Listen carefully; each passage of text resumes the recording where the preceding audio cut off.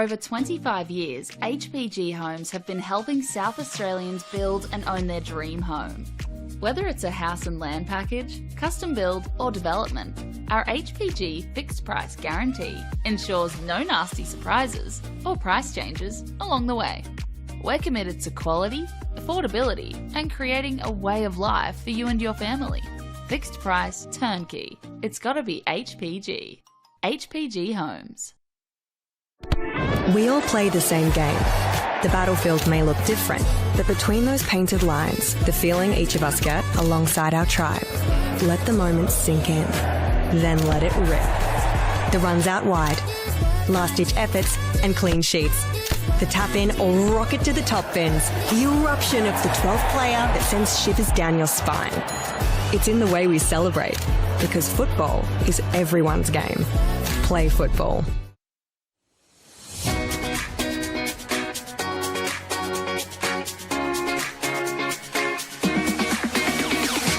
On the back of the announcement at the celebration of football, NPLSA will be investing $50,000 into a coach education fund.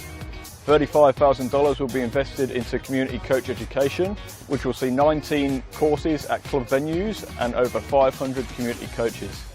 Working closely with clubs to develop and upskill coaches will strengthen the grassroots community, which will obviously benefit the football community as a whole. It can only be beneficial because most of the clubs, most of the coaches start off just as parents coaching their kids' teams, and they're learning on the job as much as the kids. So this would be perfect because not only would kids be getting coached, the coaches will be getting coached. As a club, we struggle to attract good coaches, and having this sort of funding coming our way will actually allow us to sort of offer more boys and girls out there to actually coach at the club.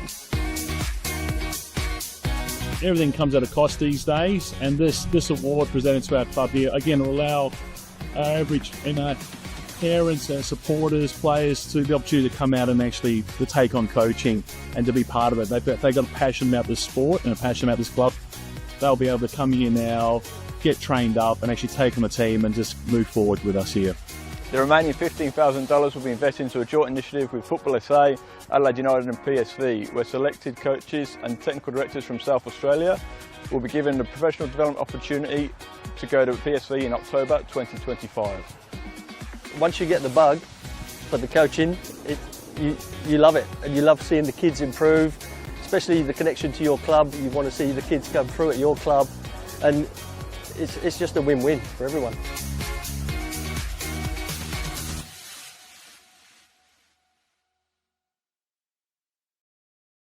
Whether it's a house and land package, custom build or development, our HPG fixed price guarantee ensures no nasty surprises or price changes along the way. Fixed price, turnkey. It's gotta be HPG.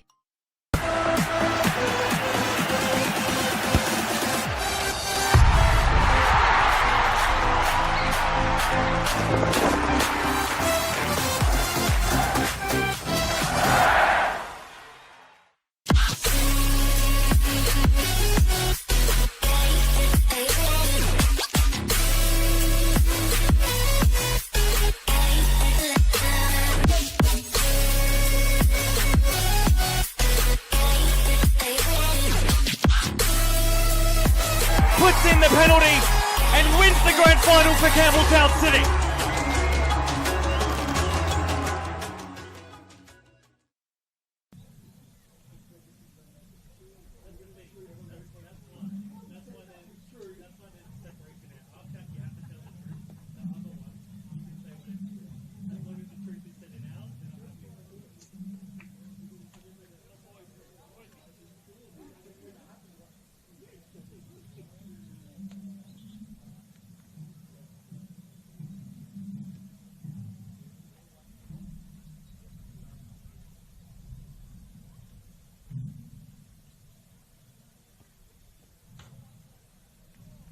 Hello, good evening and welcome here to TK Shuttle Reserve for the second leg of the men's RA MPL here in South Australia. MetroStars leading Adelaide United 1-0 on aggregate from that tie over at ServiceFM Stadium a week ago.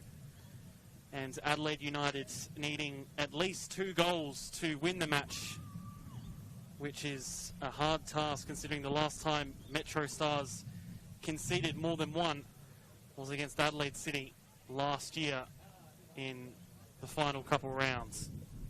So a big task for these two sides to try and make it through. It won't be easy, but I'm sure both sides will be prepared and possibly even be prepared to go the distance if need be. Of course, this can go to extra time and penalties, as we saw earlier on. Croydon booking their spot in the NPL final next weekend after a dramatic penalty shootout victory. All that and more we will discuss throughout the 90 minutes, possibly more tonight. I'm your commentator, Seb O'Neill, joined by Mark Talbot. Mark, lovely to have you alongside me for a huge standalone fixture on this Saturday night. It is a massive fixture, and as you said there, either team can win. Metro probably slightly in the box seat with that 1-0 aggregate and having the meanest defence in the league this season, with only conceding, I think, 16 goals in the league. So, tall order here for Adelaide. It's 90 minutes, maybe 120, and we'll see how we go.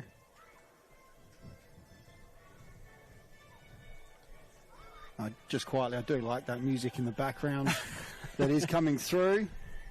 As an Arsenal fan, I'm sure you've enjoyed hearing it a lot more these past few years. I certainly have, and we'll hear it again this year.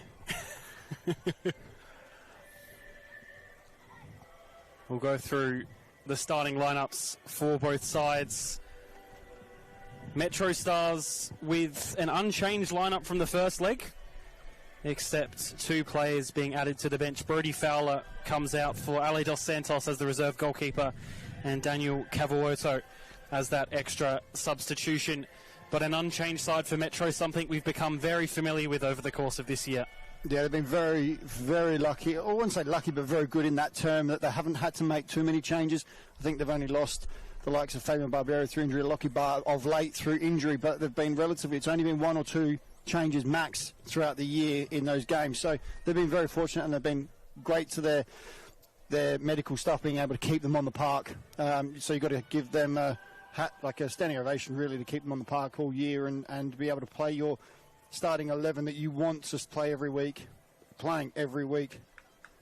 Two captains there going to our refereeing staff. In the middle, Tom Brinkworth, with assistant referees Dion Turner and Jaden Betterman, and our fourth official for this evening, Andrew Kite. The benefit of having one in finals is always a good thing for all those involved. Certainly makes it a bit easier for the refs. They've got the extra set of eyes on the sideline, because they'll be in constant communication, as we do know. And a new person to talk to for the coaches at times. Yeah, exactly right. Gives them a chance to find out what's happening closer, because Andrew Kite can talk to both those coaches, as both of them will certainly ask questions throughout the game, as we do know. For Adelaide United, Harry Crawford and Giorgio Parhas come into the starting lineup, as Satiri Phyllis was named in the starting 11 but was injured in the warm-up. So, in his place, we have that Giorgio Parhas to start. And they have a few away on Joey's duty, Kasumovic and Nasiri, as we get this underway. So certainly the underdogs this evening, Mark, but certainly not impossible either. No, certainly not. I mean, that's the thing with Adelaide United. Yes, they'll come into this game as underdogs, but at this stage of the season, they're here for a reason. They've made finals for a reason. They've been a good side throughout, putting Metro straight under pressure. Yeah, an early corner within seconds for this young red side, who are in their away strip this evening.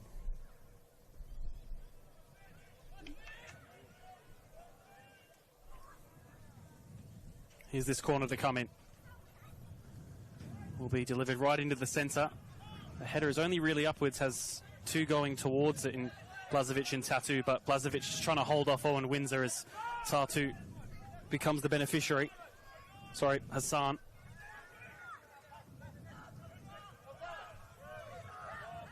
It's the problem with these high Adelaide United shirt numbers sometimes, that you see the first digit and... Yeah, they certainly do have the highest probably shirt numbers in the league. Yeah, the lowest shirt number is Max Vartuli in goal with 13. 13, yep.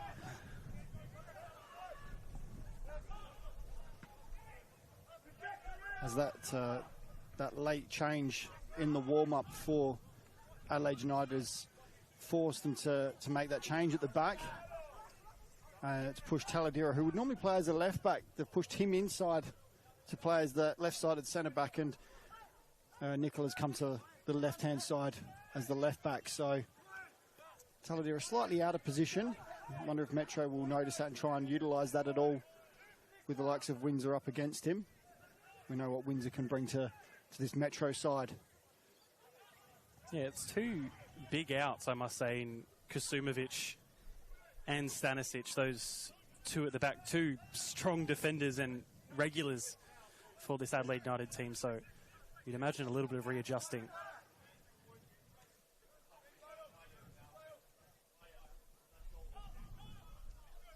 Ball over the top, just being chased down, and we'll go out for Max Fartuli's goal kick, his first touch of the ball.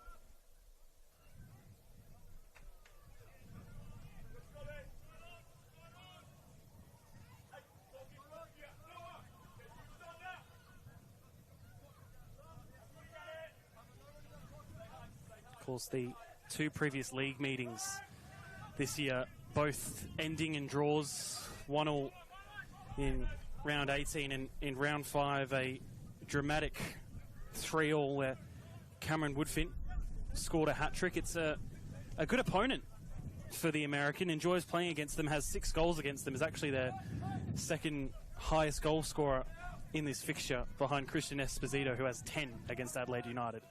So certainly one to look out for in midfield is Cameron Woodfin.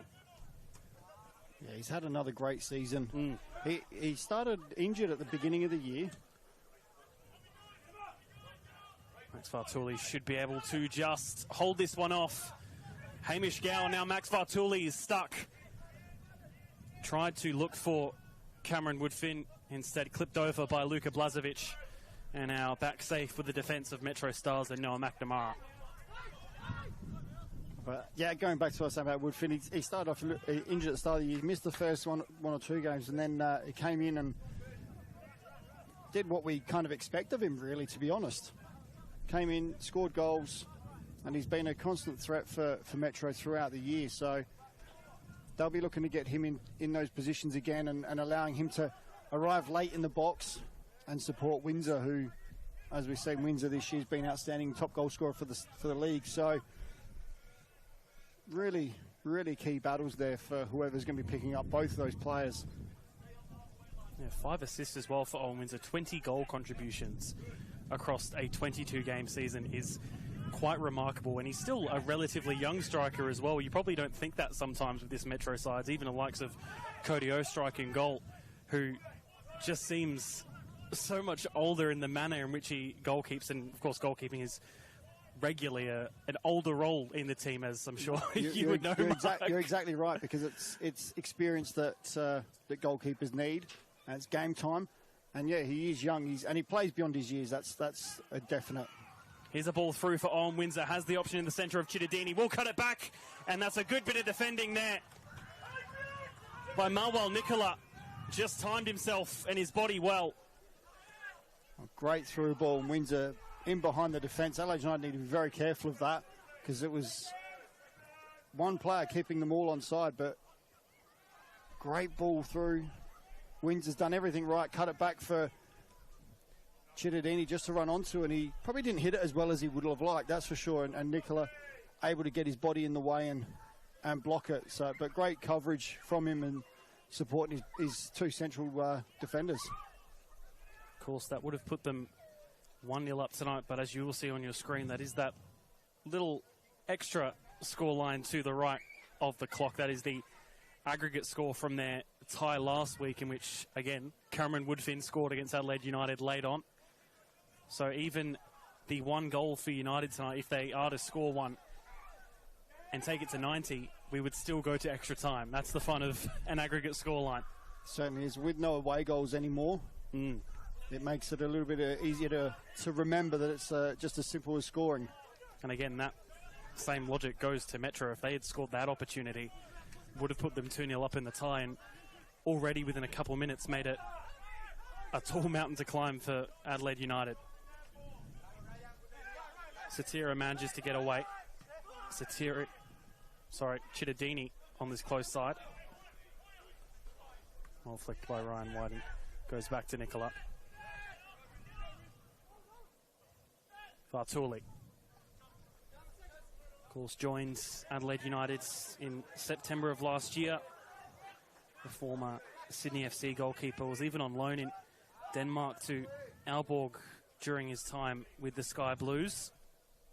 Only has 2 clean sheets in his Adelaide United career, one in the A-League against Melbourne City and one for the youth team against Adelaide Croatia Raiders in round 1, which until their finals game against Belgrade the other week was their only away win all season. So I'm sure they're happy to have broken that curse of the away result against Belgrade, but they need to do it again tonight. They certainly do. And like I said, that's the thing. It's not going to be an easy game, that's for sure. Metro, there's a reason why they finished top of the table, and clearly top of the table. So Danny Grayson's got them playing some great football, very structured, very disciplined in the way they play. Cittadini was looking for a ball. It wasn't a bad idea. Wasn't a bad idea, no, you're right. I would have liked to have seen him go on the other side to Vista there, because Vista was making that run in behind the Adelaide United defence. It would have been great to see if he could have got that ball into that space. Vista, another one of those players who's had quite a remarkable, I wouldn't say season, but season also rise from, I guess, where he was last year as they get forward again through the young man. Former Croydon and Cumberland player, sort of has come to a new level since joining MetroStars this year. Really showed it off in the Australia Cup as well. Had a decent enough game against Macarthur here less than a month ago. Yeah, he's had an absolute cracking season. When you look at where he was last year, he was at Croydon. He did have moments where he had injuries and things like that last year. And he was played all over the park last year. I remember he was a fullback last year for most of his games. Croydon played him at fullback, and well, here he is again. Visser. His strike rolls wide. Yeah, he's just snatched at that, but that's that ball I was talking about earlier, is if they can find him, because he'll make those runs, and Crawford does like to get forward for Adelaide United, so there is that opportunity that he's going to be left with some space in that gap between the fullback and the centre-back. So if Metro can keep finding him, but yeah, he was played a lot more. He played in midfield last year at Croydon, he played on the wing, played in defence. He was utilised all over the place, whereas this year, Danny's brought him in and gone, here, this is your role, you make it your own, and if you do, you'll play there every week. And him and Cittadini have just been an absolute pairing for Metro on either wing. They've just been able to switch sides, they can drop in if they need to, and it's been great to see for him to really take a big step this year. Not only that, but showed his quality in round 1 against Campbelltown. Had a barnstorming game that evening in that grand final rematch. Did Tom Visser. Only 21 still, so again, another one of those young players. I'm sure we'll be very much looking forward to the Australian Championship campaign, which Metro have kicking off in about 35 days on the 11th of October. Here, the first round game against West's Apia, also known as Apia Leichhardt. 12:30 p.m, so not the normal 7 p.m. we have here at TK Shot, or a 6 p.m. in the case tonight, a Saturday night kickoff. But I'm sure those 6 games will be, well, historic for a start. The first ever Australian Championship campaign for any of those clubs involved, and something I'm really looking forward to seeing as well, how Metro and I guess all the other sides around the Australian NPL state teams will do. Oh, it'd be fantastic. I think it's been a long time coming. The country needs it. The football needs that second division. And yes, it's not what we were probably hoping for in a proper second tier, but it's still it's a step in the right direction. It's a building block, and hopefully we build enough of those blocks that it eventually becomes that second tier. And Metro in it at the start, best team in SA to jump in, and I think it's going to be a great opportunity for them. Great opportunity for the club, great opportunity for the supporters to be able to travel interstate and see their team play in a Champions League-like format. Look for the long ball. And great for their sponsors too. Playing well here through the legs of Tom Brinkworth. Almost an assist from him by doing that. Here's Satira. Has Walls as the close option, but has it taken off of him by Nicola. And will just go out for a United throw. Interesting battle on this close side between Walls and Nicola, especially, even with Tattoo, I'm sure, creating a ruckus as well. That's the thing. There's little battles all over the park which are really quite exciting. We know what Tattoo can bring and what he's capable of doing, and it's the likes of Walls who... That's a good ball by Hassan. Finds Battistella. Cody Ostrike having to rush back towards his line as he was off it. Battistella with some nice footwork. Battistella! The save from Ostrike forces the corner. But a first real opportunity for the Reds, and it was a good one. It was a fantastic effort. All started in their left-hand side, built the play up. Great ball, as you said, and Battistella brought that down. His touch was just sublime. All his touches in that sequence, really. The first touch, though, really set him off on his way, and he was able to get that one under control, run at Scotty Nagel. Nagel did well to hold him up. Eventually got the shot away, but that's what Ostrike's there for. He doesn't need to do much in the game, but when he's called upon, he makes those big saves, and that was one of them. A great effort from the 18-year-old joining this year from Adelaide City. It's a short-ish corner to the front post. Probably not what the idea was supposed to be. But they will continue with the throw, which Crawford will take.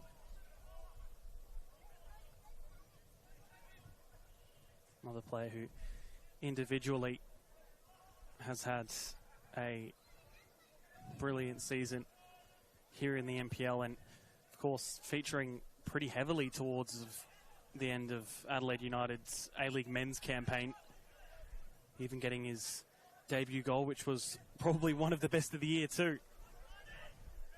Yeah, he's been brilliant this year for Adelaide United, both in the NPL and in the A-League when he's got his opportunities.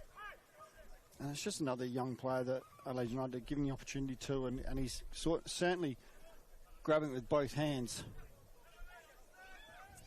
Good young lad from the north as well. Was their joint young player of the year with Ryan White last year. Ryan White, another involved with the A-League squad.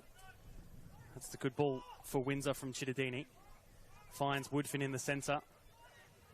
Visser puts it into the centre, and it just rolls past again. They're getting in the area at the moment, Metro. Yeah, they certainly are. They just can't get that final touch. That ball there from Visser, probably too high for Windsor. It came at his chest height. Probably needs something either higher to get it for his head that was on the run, or something a little bit lower, and that would have been goal bound. But the ball from Hamish Gow, he picked it up in not a lot of space, and he's hit this beautiful left foot volley out wide, and it allowed the players then to run out the Adelaide United back line. Here's Gow. Has his shot deflected. And miscommunication there. Some better talking might have prevented that corner. Instead, it's something they have to deal with now. We know Metro are dangerous at set pieces with the tall timber of McNamara and D'Angelo coming up from the back. And also the set piece delivery of Hamish Gow and Michael Chittadini even. I was going to say that's the next step, is the delivery that is on point normally as well. Now that I say that, let's hope it's not a commentator's curse, but we know that these boys can deliver across. Will be Hamish Gow on the corner to deliver it in. Vartuli only parries away. It's in the area and in the box, and it's in the back of the net too. Noah McNamara seems to be claiming it. I think it was Jackson Walls in the end. And this is what we were talking about. They're dangerous at set pieces. They've got the delivery. Another ball in such a dangerous position. I think it was D'Angelo at the back was able to... Oh, hang on. Hang on here. The flag looks to have gone up. Tom Brinkworth in discussion with Dion Turner. And it has been ruled out for offside. Yeah. I'm not sure how, because I think when the ball actually came back across, Jackson Walls was he wasn't off on the pitch. So I'm not sure how you can, if he's not on the pitch, he can't be offside. But I suppose when he enters the field of play... No, it still doesn't matter. It depends on when the ball was last touched. And by the looks of it, we'd have to check the replay, but by the looks of it, it was still off the pitch when the ball was touched, so therefore he's not in the field of play. But when he, I think, again, just sort of the discussion, when he comes back on and then does touch it, he's coming back on into an offside position, I think. Yeah, but that's my interpretation but the ball's of already it. been played, so he's got to be in an offside position when the ball is last played. And it looked, we'd have to check the replay, Yeah, but absolutely. From what I saw, it looked like he was still off the pitch when that last touch happened. And I could be completely wrong. It could have been touched as he came back on, but United need to be careful. We just talked about how good their set-piece delivery is, and they went and scored. I mean, it was not counted in this instance, but we can see what they can do. That's 2 good opportunities now for MetroStars to put themselves 2-0 up in the tie. It does sort of feel like it could be the kind of fixture where the one goal, which might even come here, as it comes back in from Woodfin, falls to the centre. Cittadini, his strike goes over. Metro really just applying the pressure now. They're really feeling it at the moment. Momentum's going with them. Adelaide United really struggling at the back to clear their lines. And Metro are really counting on that at the moment. And that was the initial shot was a hit ridiculously well from it. Was probably Woodfin, I think, actually, that hit that one. And Vartuli got his hands up quickly. But Cittadini, I like the way Cittadini was thinking there, because he could tell the ball wasn't going to come down from the hit properly. So he's just tried to lob it to the back post, and he hit it probably just a little bit too hard. But the thought process there is just fantastic in what's been a great season for Cittadini as well. Has the 9 goal contributions, 7 assists, according to my stats. 2 goals to add to that, to make up that 9. Just to quickly go back to my point, sorry, Mark, it does feel like, I don't know if you agree, the sort of game where a 1-0 lead for Metro, I wouldn't say finishes off the tie, but certainly will take a bit of the feeling out, I think. It will certainly make it hard for United, because they know that they've got to get 3 goals. As Tatu just does dispossesses off strike there. Still comes in here, and it's in the back of the net! 1-0 on the night, and 1-0 on aggregate, as Amlani Tatu puts life into the tie. Certainly does. All the pressure going against Adelaide United, and then one ball down the top, over the top. Tatu really puts the pressure on Ostrok. Ostrok tries to take him on, and he loses possession. Tatu makes the most of it. He scored 7 goals during the season. Scored 1 against Beograd a few weeks ago, and adds another important one in this final series to keep the young Reds alive after a pretty good period for MetroStars initially in this opening 20 or so minutes. Yeah, certainly against the recent run of play, Metro putting Adelaide United under all the pressure. But that's how quickly it can change in football. One ball over the top, Ostrike gets caught out, Tatu makes them pay. And it's, like I said, fixture, it's all open now. 1-1 on aggregate, 1-0 on the night for Adelaide United. And Metro, everything else, both teams, everything to play for now. And just on the offside rule, there has been a rule change. So if you're off the park, thanks to our friends that are out there, the rules changed. That if you are off the park,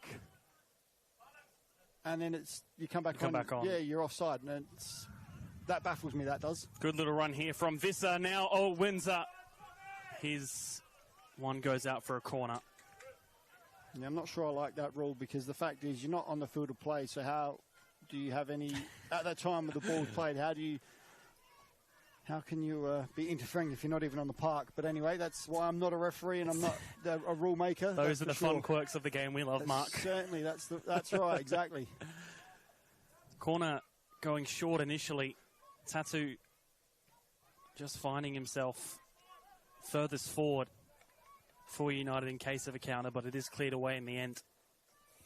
Nice change up there from Metro on their set-piece routine, just to go short and work the ball into the box, and Jackson Wall's just unable to get the cross in. But a good way for Metro just keep Adelaide United on their toes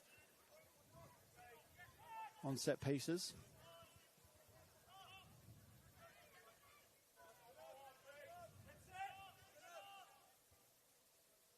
even if this does go to extra time and Adelaide United win on the night, it will be the first time in 882 days that Adelaide United have beat MetroStars.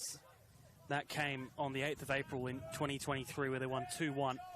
Musa Toure scoring a double and Austin Ayubi scoring for MetroStars. And I'm going to name the squad for you, Mark, for Adelaide United. Ethan Cox in goal, Bernardo, Panache Madana, Johnny Yule, Kane Vidmar, Musa Toure, Panakikianis, Bailey O'Neill, of course, still involved, Ethan Alagic, Luke Dizelle, Nesta Irankunda started that day, the now Socceroo and Watford player. And on the bench, Giuseppe Bovalina, Ryan White, Nathan Amanatidis, Oscar Page, and Fabian Taladera. Still some names we recognise in there that are here tonight. A lot of those players have gone on to A-League, International, Europe, America. Shall we continue? It's quite incredible. But I guess that also does show what it takes to beat a MetroStars team, even when they were a bit younger. That is the calibre of players that was needed for United that day to beat a MetroStars team, which isn't too dissimilar. Scott Nagel played that day, Noah McNamara, Hamish Gow, Cameron Woodfin, Fabian Barbieri, Jackson Walls, and Michael Chidini all starting that day as well. Only players no longer involved: Isaac Carmody, James Temulkovsky, of course, Anthony Solana, and Austin Ayubi, who of course is now with Adelaide United. So, yep. And the likes of Solana retiring. Carmody effectively has probably retired short term, as he's now living in Scotland. The last I heard. Gallivanting around the world, knowing Isaac. 14 out of those 16 Adelaide United players have played at least one match in the A-League since then. Oscar Page and Bailey O'Neill, the only two from that, to have not had an appearance from that squad nearly 900 days ago. Here's a free kick for Metro, looking to go direct to the left of Max Vartuli's goal. And Oscar Page will certainly be looking for that this year. He's gone up to Queensland, I believe. The Brisbane Roar, yeah. So, yes. So under another South Australian. Adopted South Australian, Michael Valkanis, should say. That's right. That's right. He's gone there, hasn't he? Forgot about that one. But You're meant to be teaching the viewers at home, Mark, not learning yourself. Oh, mate, that's the best part about the game is you never stop learning. Because if you do, it's no fun. Absolutely. Of course, just going around from the other results from the day. Looks like we'll have Atletico versus Modbury Vista in that promotion playoff in State League 2. HBG Home State League 2, yes. We'll stop that for now as Tatu just bundles into Jackson Walls and commits the foul. That'll be such an interesting State League 2 grand final between those two. Modbury Vista having, of course, already played in a promotion grand final a couple of weeks ago against Eastern. Yeah, so that'll be very exciting. It's the new format. Beautifully done there from Windsor, drawing the foul in the end. New format for State League 2. And it's turned out to be quite exciting. That grand final, well, when I say the grand final, it was the championship playoff with the two top sides. Eastern getting the result on the night, and they go straight up. They're not involved in the playoffs anymore at all. And now the final of the playoffs now is between those two. So both teams, it's something on the line for both teams. It's not the one's already up and the others, they're just playing for the trophy. So, which is what's happening in the HBG Home State League 1 with Stir already up, and they're playing off the final against West Adelaide who are now, with their result, are promoted. Correct. Exactly. So they'll be in the NPL for the first time in a while for West Adelaide. Yeah, big result for them against Fulham over 2 legs, playing at West Beach today. And then, of course, the WNPL grand final between Comets and Campbelltown, where Chrissy Panagaris was the difference in the end. What was a big day for both of those two clubs. First time ever being in the grand final for either. Campbelltown coming from 5th to defeat the odds. Just that last hurdle, one too much, unfortunately, for them. So certainly plenty of action has happened today, Mark. It certainly has. And you wouldn't expect anything less at this time of the season. This is where you want that action to happen. And and you look at it and you sort of, it's a little bit scary that you've now got the Metro women coming into the MetroStars team. So they'll look to create that club force effectively. But Campbelltown, the men's missed out on finals this year, but have been a force for the last few years. They won it last year. Their women's now in the finals, so they're going to push on. You've got all the clubs now. Even West Adelaide too. That's what I was just going to get to, is West Adelaide. Their men's now are catching up to the women's, and they're in the NPL next year with the women's, who went undefeated this year. And so you go, wow, some of the teams, the men's and the women's are really starting to push on and make these clubs bigger, and which is what we want to see. Absolutely. We want to see the more women's teams in it, the better. And if these NPL clubs can continue getting the women into their women's team into the WNPL or fighting for titles, it's going to be fantastic. Because you imagine when one team wins both the NPL title and the WNPL title in the same year, and so much excitement in the football world in the next couple of years. Absolutely, it's a very fun time here in South Australia at the moment in particular. Ostrike goes long with the ball and will find Chittadini, who is in an offside position. Not a bad shot. Came off the post, although it wouldn't have counted if it had gone in. Must have been very close. Don't know if we'll see the line on the replay, but it was very close. Ostrike just taking his time and then hitting a delightful ball in behind him. Vartuli tracking back and not coming out to get the ball.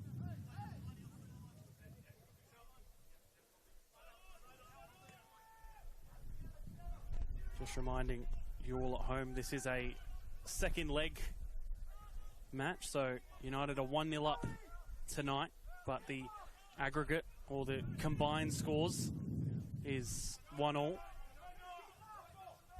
Again, another fun quirk of the game. Even if United win, we're still going extra time, or if they win by the current scoreline, I should say. Or they win 2-1. Or they win 2-1, then we won't have to. If Adelaide and I get a 2-1 win tonight, it'll go to extra time as well. It'll be 2-2 on aggregate.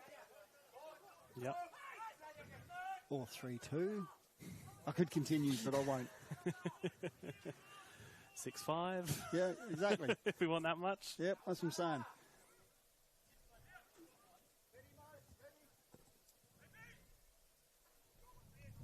This fixture has been pretty close in recent memory.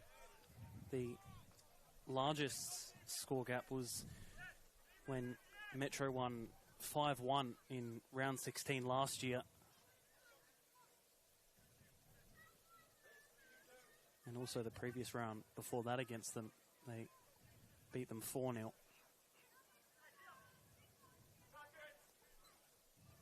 Here's a corner. Again, Hamish Gow on it. Comes into the centre. And we'll just roll all the way out for a throw as United do have a player down. Yeah, that was a delightful delivery from Hamish Gow. Hit with pace right into the centre of that box. No one could get a head on it. And I think in the end it hit Crawford in the unmentionables. And an unfortunate position. It is, and I think it was Crawford. He's just slowly getting to his feet. But what a delightful ball. And we know, and that's the delivery that you can get. You know you're going to get from the likes of Hamish Gow. I mean, they scored that goal earlier, which ended up offside. But the more they do that, the more chance they're going to keep getting of getting that ball in the back of the net.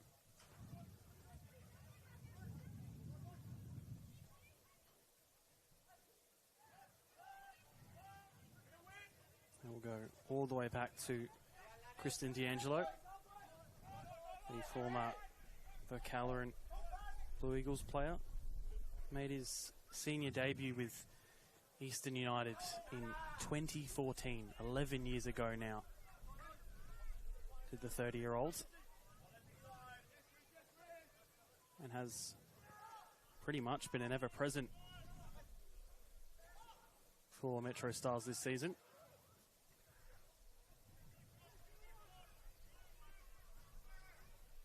United have the ball in their possession. Battistella will go back to White. Now with Hassan. Finds it down the wing. They look to attack forward here. The cross coming in maybe a little bit early. And it will bounce all the way out for a corner. Already half an hour played in this one. Has flown by, to be honest. It has. The game's been quick, exciting. Metro probably shaded the half at the moment. They've been the better side, had the better chances, and I think Adelaide United have had two shots. And one of them was a goal. And one was a goal, yeah. So Fostrike having to make one cracking save. Can they get a second, possibly? It's not a bad corner. It's headed away. Only finds Blazovic, who in turn looks for the pass. Attempted turn there by Hassan goes all the way back to Marwal Nicola.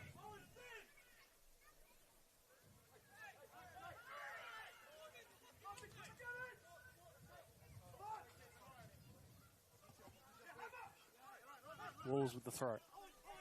Finds Windsor on this close side with Marwal Nicola right on him. Just trying to apply the pressure. Marwal Nicola, I'm sure, wanting a goal sooner rather than later, even if he can contribute to himself, although it's not a regular thing. Hasn't scored in a competitive match since 2023, and that was in NPL under-18s. They're in the area here. Some nice football. But the flag goes up once again. Again, Metro happy to keep the ball, look for the combinations around the box. Found one, but unfortunately Chidini just drifted into an offside position when he was looking to play that ball back in. But that's where then Metro just need to keep working on those combination plays at the top of the box. You see lots of Adelaide United players around them, but they're still able to play around them or play through them. It's just that final touch, that final little bit of quality needed. And you know, a team like Metro, they've got that. They've got that quality. I mean, hence why they've scored so many goals this season. So, certainly got it. It just hasn't quite clicked yet with that final bit of quality needed. But when it does work, devastating and glorious to watch.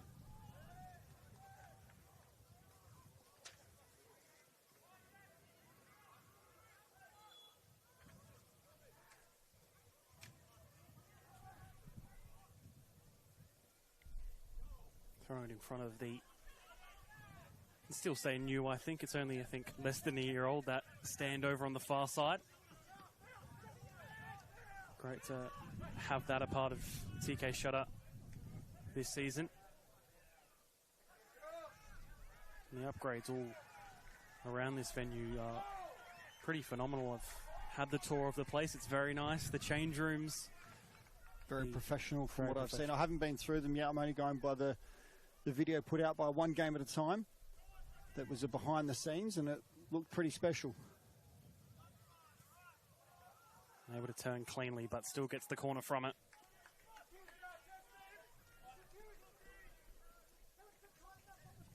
Metro would think if they continue to apply the pressure they eventually will find something in the back of the net that will count. Yeah, they will do. I mean, like I said, they've scored a lot of goals this season, so you know it's just a matter of time. Here's this corner in. Doesn't find a red and yellow shirt and even puts Adelaide United on a counter. Now through Hassan, just unable to find the ball forward, and now Metro can reset. It's good pressure applied.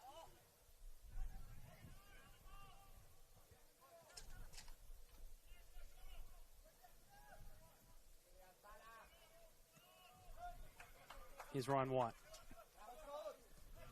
The Para Hills Knights junior. Another northern boy. The offside flag goes up on the far side this time around for the Reds. It just shows, I think, the composure and the control that Metro have had, and the fact that we haven't seen a lot of Ryan White in this game. The fact that Metro, I think, are probably bossing the midfield. They're controlling the midfield. And it's really nullified Ryan White at this stage. We know what Ryan White can do, hence why he's in the A-League side. And so I think it's just a testament to the way Metro play and the way they've controlled this midfield. 17 appearances with 2 starts for Ryan White. Maybe a little late from D'Angelo there, and has been adjudged to be so.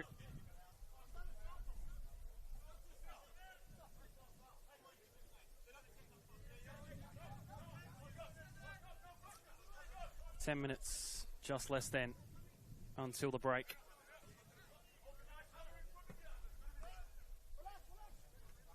Just taking a slight hit off Giorgio Parhas. Again, if you missed it, was actually a late replacement after Vinko Stanisic was injured in the warm-up.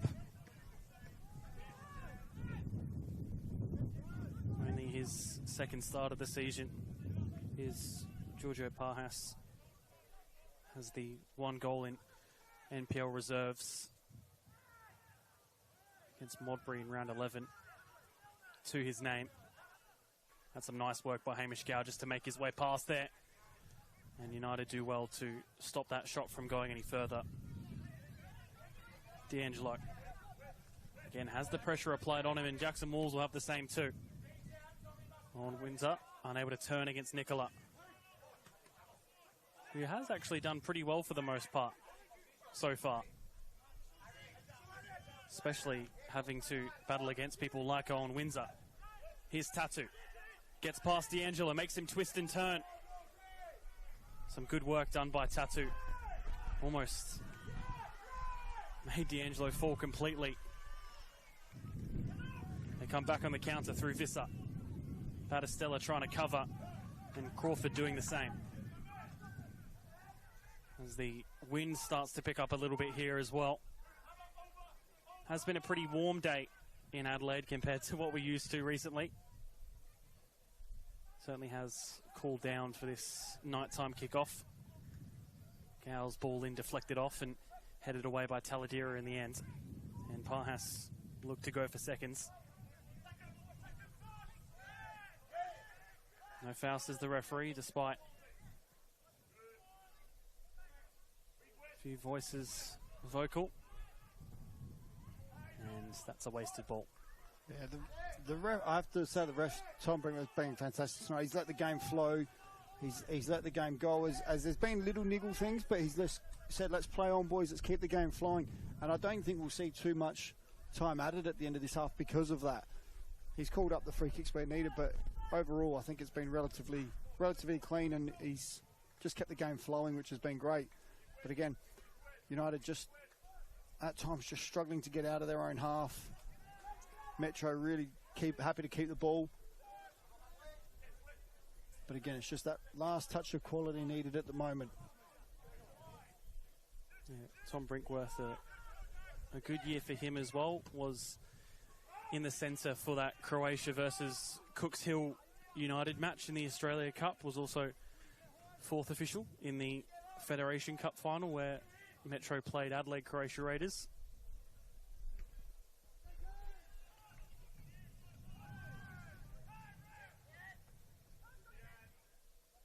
Bouncing ball only now being won by Metro and Chittadini. Back to captain in Jackson Walls. Was playing against his former side in the cup final, and tonight as well was a part of the Adelaide United program for a bit. As was that man on the ball just then, Noah McNamara. And that's well won back. United look forward in the descenso as Parhas tries to put a ball through for Battistella. It's a save by Ostrike, and the clearance from D'Angelo keeps United at bay in the final 5 minutes of the half. Yeah, again, Adelaide United, they're just applying the pressure when they can, and they've managed to force the error, win the ball back and force a good save out of Ostrike.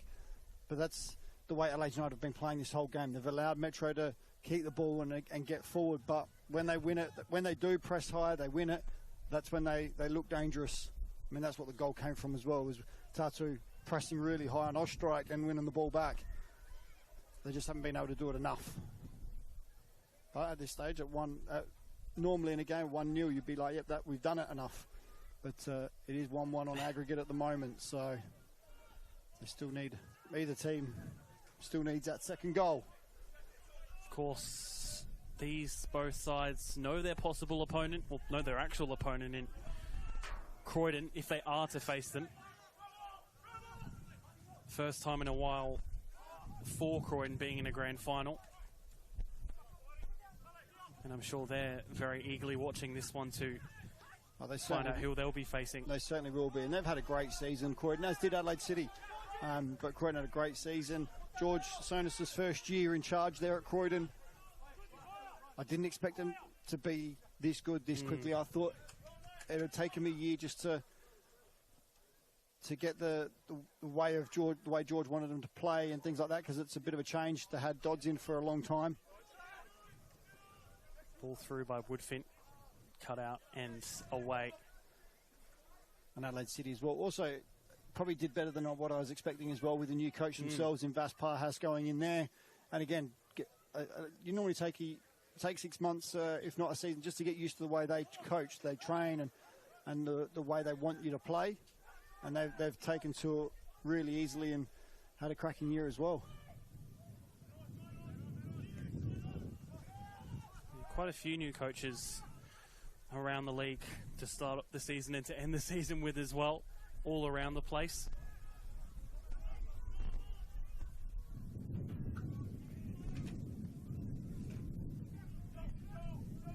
Looking to mount another attack. Metro. Satira on the edge of the area. Goes into Windsor. Unable to find the angle, but Cittadini might be able to now. His strike goes wide of the left post. Again, Metro just lacking that final bit of quality in that area. Just needed to put the ball in the back of the net. Great run from Nagel getting forward. Then Satira picks it up and does really well. Windsor in the box. The guy's a beast. People just can't get the ball off him. He was able to turn, and then eventually it fell to Cittadini, who just dragged his shot a little bit across goal, and Vartuli was happy to see that one go wide. But again, Metro applying most of the pressure here, and Adelaide United really just trying to work on the counter. Owen Windsor continuing the current trend of being a big number 9 for MetroStars after James Temwilkovsky and Ren Nagamatsu. Yeah, tell you what, they've been blessed in their scouting abilities in obtaining a number 9. That's for sure. Of course, joining this year from Leek Town over in England. Highest level he played at was with Grimsby in League 2 in the 20/21 season. Oh, Woodfin able to dispossess there. Finds the ball in the centre. Not the second yet, but still in and around the box. The slightest of touches, but it was enough to get it forward to Mohammed Hassan. Just finds himself a little bit stuck. Just desperate defending there from Adelaide United to block the shot, because Metro again able to get in the box. Outside of the boot ball to Nicola there. Gets them away. But his ball forwards, unable to work out as we enter additional time in the first half. Could there be one to put them in front from Cittadini? I think he was rushed a bit by Taladera, but obviously that is the job he had to do. Yeah, great defending on the recovery there from Taladera, but great play from Metro again, just able to get past that back line and play, and it's just such an open game. Tatu just calmly getting through about 3 players there, including a nutmeg on Jackson Walls. Battistella. The ball comes in, only right to the hands of Cody Ostrike. But just to go back to that little run there from Tatu, incredible. And that's what we were talking about earlier. He's capable of such amazing things, and that's just one of those things that he's capable of doing is just beating players.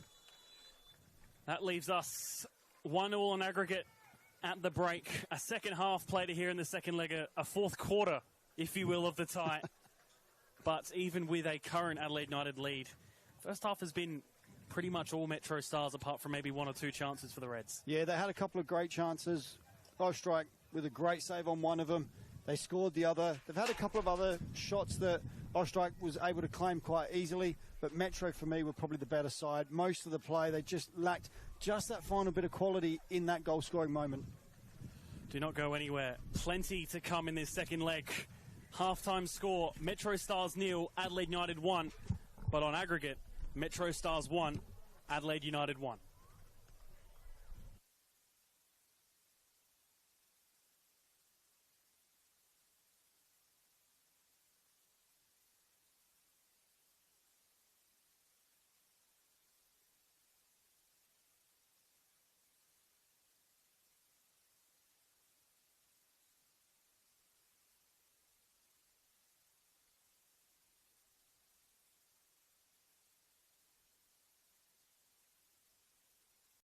For over 25 years, HPG Homes have been helping South Australians build and own their dream home.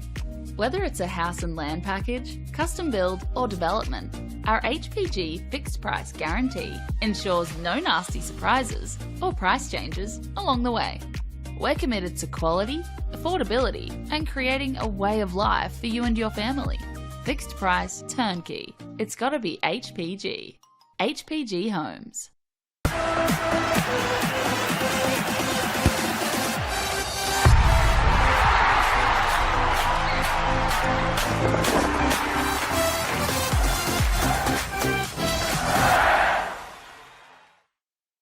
For over 25 years, HPG Homes have been helping South Australians build and own their dream home. Whether it's a house and land package, custom build or development, our HPG fixed price guarantee ensures no nasty surprises or price changes along the way. We're committed to quality, affordability and creating a way of life for you and your family. Fixed price turnkey. It's gotta be HPG. HPG Homes.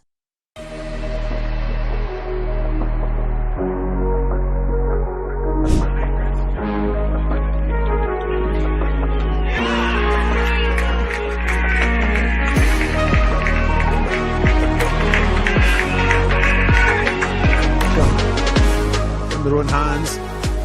Zarabona faces a plethora of opponents but gets his shot in, and that's a fine goal by Zarabona to make it 4-2, and Zarabona has 3 for the night, and what a finish.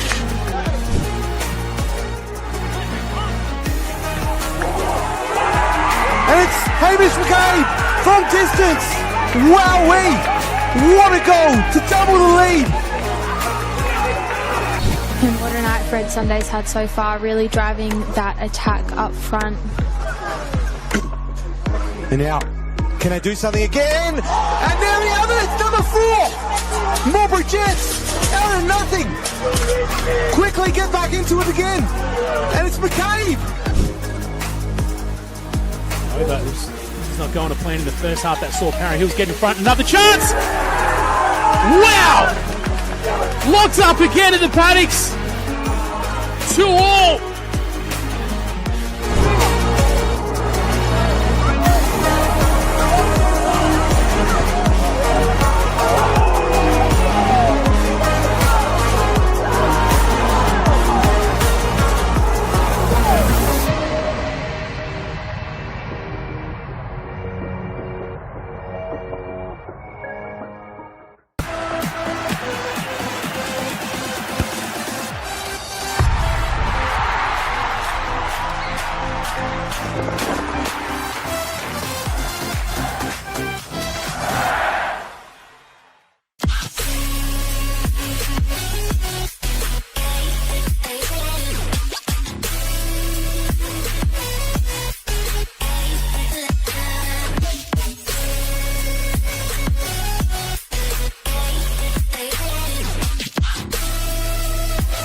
Puts in the penalty and wins the grand final for Campbelltown City.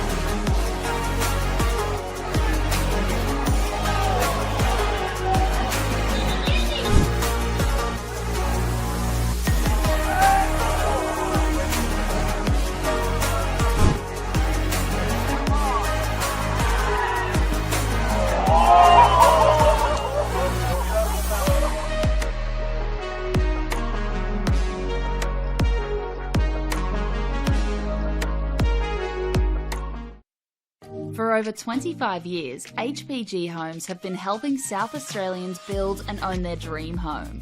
Whether it's a house and land package, custom build or development, our HPG fixed price guarantee ensures no nasty surprises or price changes along the way. We're committed to quality, affordability and creating a way of life for you and your family. Fixed price, turnkey. It's gotta be HPG. HPG Homes. Coles Mini Roos is more than just football. It is a place to find our feet, learn new skills, and meet new friends. Football starts here. Find your place. Join our team.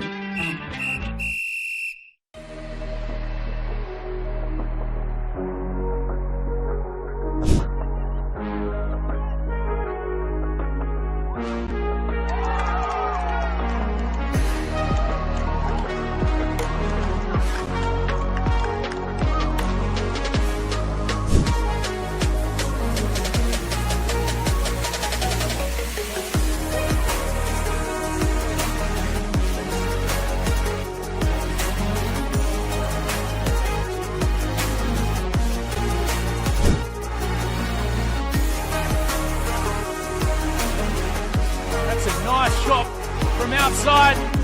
What an effort that was.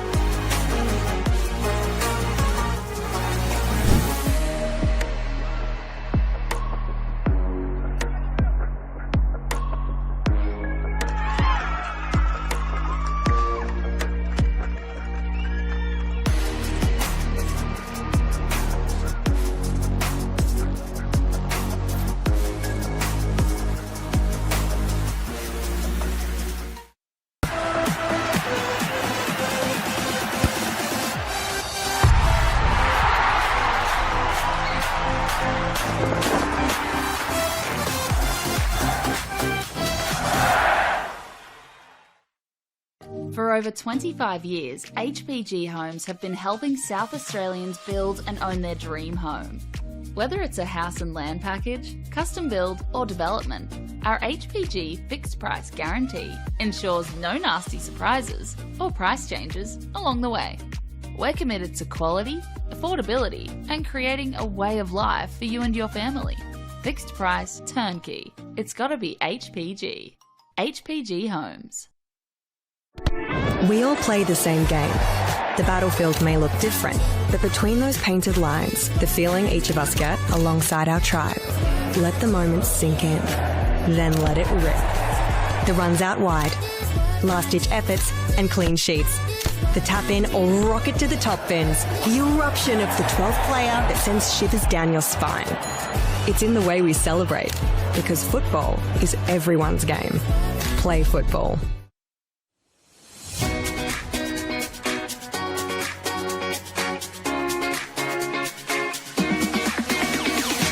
On the back of the announcement of the celebration of football, MetroStars will be investing $50,000 into a coach education fund. $35,000 will be invested into community coach education, which will see 19 courses at club venues and over 500 community coaches. Working closely with clubs to develop and upskill coaches will strengthen the grassroots community, which will obviously benefit the football community as a whole. It can only be beneficial because most of the clubs, most of the coaches start off just as parents, coaching their kids' teams, and they're learning on the job as much as the kids. So this would be perfect because not only would kids be getting coached, the coaches will be getting coached. As a club, we struggle to attract good coaches, and having this sort of funding coming our way will actually allow us to sort of offer more boys and girls out there to actually coach at the club. Everything comes at a cost these days, and this award presented to our club here again will allow our average parents, supporters, players to the opportunity to come out and actually to take on coaching and to be part of it. They've got a passion about the sport and a passion about this club. They'll be able to come here now, get trained up and actually take on a team and just move forward with us here. The remaining $15,000 will be invested into a joint initiative with MetroStars, Adelaide United and PSV, where selected coaches and technical directors from South Australia will be given a professional development opportunity to go to PSV in October 2025. Once you get the bug for the coaching, you love it, and you love seeing the kids improve, especially the connection to your club. You want to see the kids come through at your club, and it's just a win-win for everyone.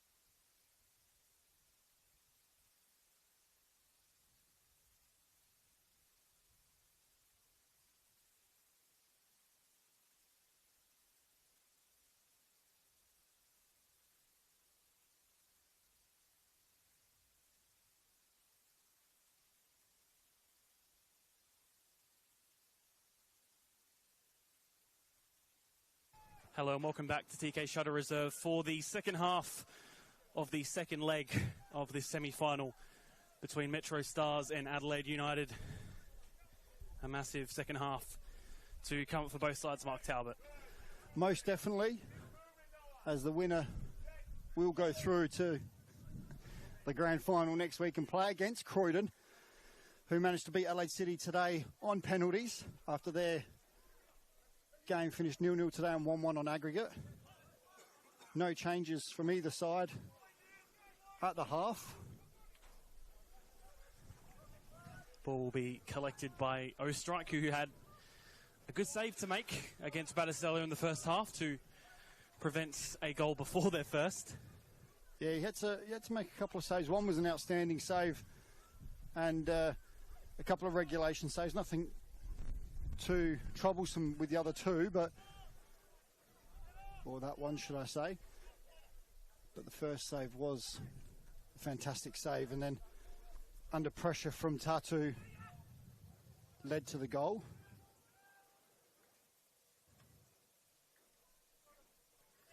We'll chase that one down, and he will reach it, in fact, right in the corner. Goes right along the byline. The ball in the centre cleared away.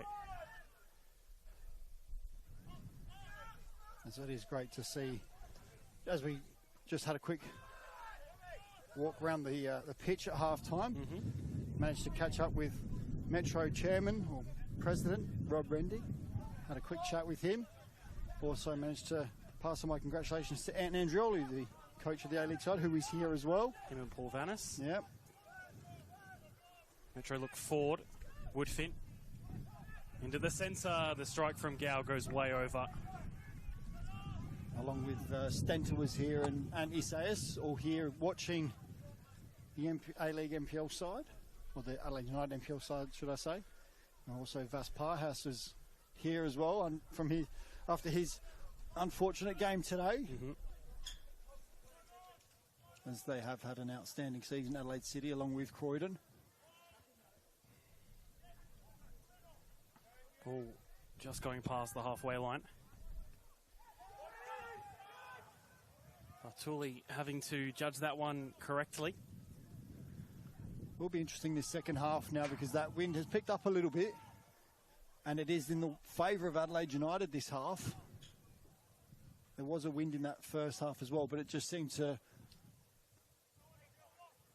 seem to play as big a role. But I think in this half it has picked up just a touch at times, and I'm wondering if Adelaide United will be able to utilise that to their advantage, or if playing against the wind will allow Metro now to keep the ball more and keep the ball on the deck, which they did do in the first half. They didn't knock too many balls just over the top. I was going to say, talking about weather conditions, I was thinking it gotten a bit cooler since today, but it's still nearly 26 degrees, Mark. Yeah, funny you say that. I checked that this morning because I was like, I'm going to have to take a jumper with me for tonight's game. You're still happily in a still in happy, a shirt. Yeah, still happy in a t-shirt. But what I found funny was I looked at the weather, and it's right up until tomorrow morning. It's actually going to be in the 20s. It's not until something like 6 o'clock tomorrow morning that it's actually going to drop down. Tomorrow is going to be a different story, but today... I think tomorrow's supposed to be raining, maybe even. Yeah, but today it's actually going to stay in the 20s throughout most of the night. Good old Adelaide weather. One thing one day and different the next. But I think from our perspective, we're more than happy to have the warmer conditions today than the possibly raining conditions tomorrow. I do love the rain. Not when you're commentating, Mark. Tell you what, I didn't like it. The one night I did have a bad night was the Bacala one, so I don't want that one again. Hassan does go down on the edge of the area. Nothing called for that. And Battistella will have to throw for the Reds, but he won't even take it.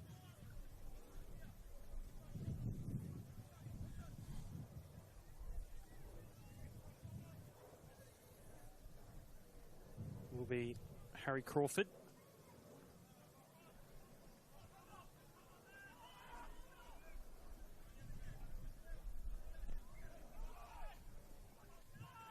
Ball goes back to Ryan White, has Cameron Woodfin on him. Hassan trying to get past Gowan and In the end, it's cleared away. Only to Taladera. Finds Parhas in the middle. Out wide to Hassan. The ball comes into the area. And it's, again, another opportunity for Battistella. Yeah, Adelaide United certainly come out the blocks a lot better this half than they did in the first half, putting Metro under a lot of pressure. And I think that wind might be having, or playing a little bit more of an effect than what we thought, as Battistella put that shot that came from a beautiful cutback wide, but only just. He only just put it wide. But Adelaide United win the ball back again. They're certainly come out different side this second half.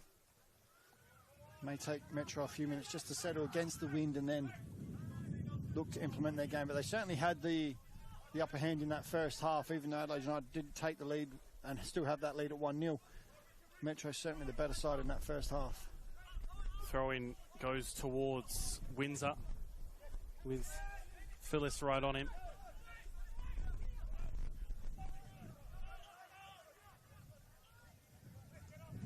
Chittadini. As that wind picks up ever so slightly.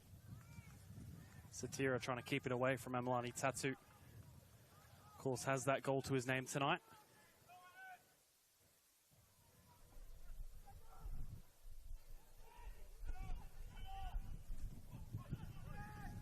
Bartoli.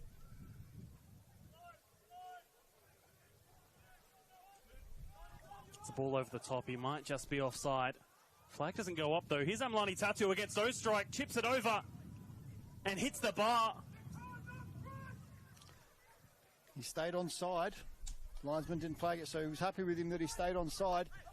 Ostrike did enough to make himself as big as possible, and McNamara ended up in the back of the net, but the ball bounced off the top of the bar.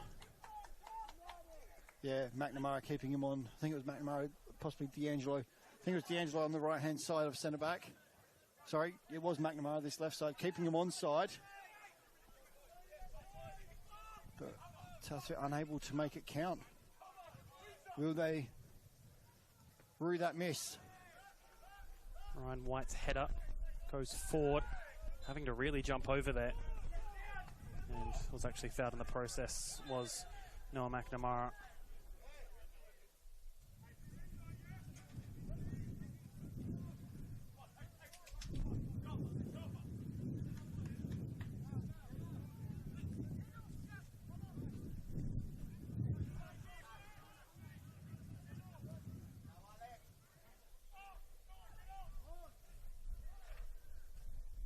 Battling for it right in front of the tunnel.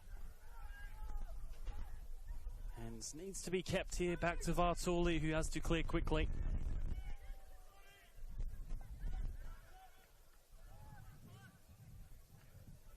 Header forward by McNamara.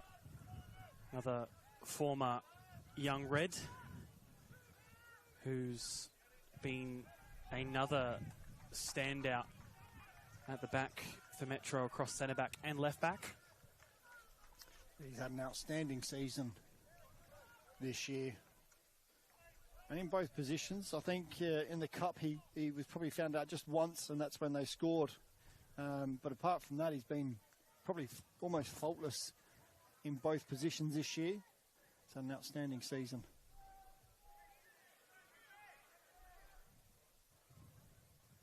It shows the effect he's had and the fact that Metro have, I think, conceded 16 goals this season, or maybe a few more after the last game against Para Hills. Might have been 21 in the end, just in the league. Yeah, during the season, 0.9 conceded per game, less than a goal. Yeah, and that wins titles right there. Only with those two blemishes, the loss against Beograd early on, and the shock loss at the time against West Torrens Burkalla. No thanks to George Blackwood that evening.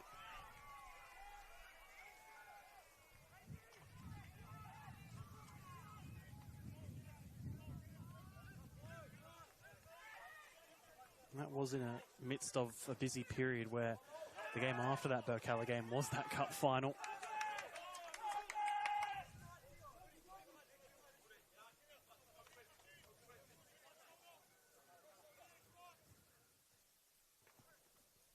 Already 10 minutes second half. Second half is statistically, in the goal scoring sense, a much better half for the MetroStars. Out of all their goals, they scored 19 in the first half, 36 in the second across this season. 18 of those coming in the last 15, 90-plus minutes. Yep. So certainly wants to leave it late. But even when you look on the Adelaide United side, they're also the same. Their most goal-scoring period is in the final 15 minutes, but also is the time when they concede most is that last 15 minutes. So definitely the last 15 minutes, something to look out for. Well, let's hope so. And again, last week's goal came late. 79th minute. So it'll certainly be interesting to see how this goes. And that's down to a number of factors. Obviously, Metro clearly a fit side, as Adelaide United are as well. It just comes down to possibly that being the youngsters, being the youth that Adelaide United are, could be the reason why they concede, is just that concentration levels for a full 90-plus minutes, whereas Metro, being a little bit older, they have that capability to concentrate for longer. Free kick given away. The way of the home side.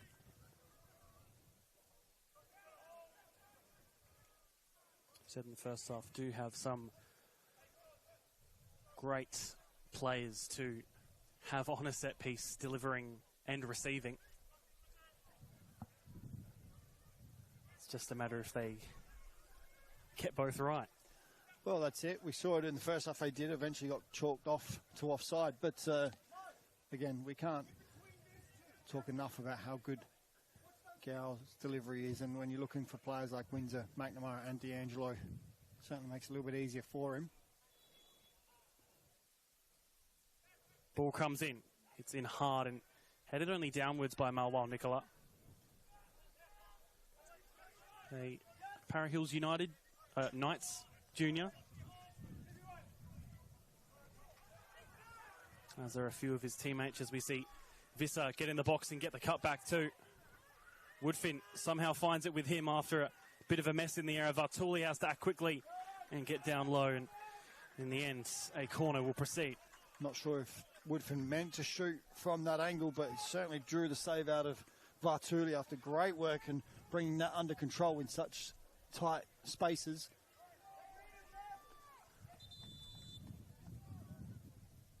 A Chittadini corner to come with Visser. Maybe it's a close option, but won't be now. Goes to the front post. Gow is there. Oh, and it's gone in! It snuck its way through. As we were saying earlier, the set pieces are key for Metro. This one comes in, cleared. Walsh tried to get on the first header, cleared, but only as far as Gow, who made it his own in that box, and he's drilled that one low. Took a slight deflection going through players. Vartuli was always going to be the one that was unsighted till the very, very last minute. He was certainly the one that wasn't in favour of that. And eventually sneaks into the back of the net and makes it 1 apiece on the night and 2-1 on aggregate. I'm not sure who it was exactly, but it definitely took a pretty wicked deflection off a United defender, which probably might have been in the end what made Max Vartuli think twice. But nonetheless, it's a goal for MetroStars. After the course of the first 60 minutes, a deserved goal, and puts them 2-1 up in the tie. Yeah, certainly deserved goal on that first half performance. They didn't start as well this half, but they certainly deserved their goal overall. And again, just enough of a deflection to wrong foot Vartuli. It's a nice ball through from Gow, but able to be swept up.